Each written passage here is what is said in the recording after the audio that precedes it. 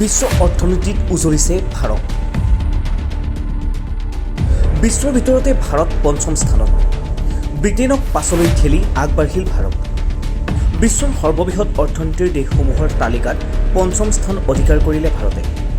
ব্ৰিটেইনক পিছ পেলাই ভাৰতৰ এই সফলতা। পঞ্চম স্থানৰ পৰা তালিকাৰ ষষ্ঠ স্থানলৈ অৱনমিত হ'ল ব্ৰিটেইন। ইয়াৰ অৰ্থনৈতিক স্থিতি বৃদ্ধি কৰিছে। নিশ্চিতভাৱে উদ্বিগ্ন লণ্ডন চৰকাৰ। এই বছৰৰ বাৰ্ষিক ভিত্তিত ডলাৰৰ হিচাপত ব্ৰিটেইনক অতিক্ৰম কৰিছে ভাৰতে, যাৰ ফলত আমেৰিকা যুক্তৰাষ্ট্ৰ, চীন, জাপান আৰু জাৰ্মানীৰ পিছতেই ভাৰতে স্থান দখল কৰিবলৈ সক্ষম হয়।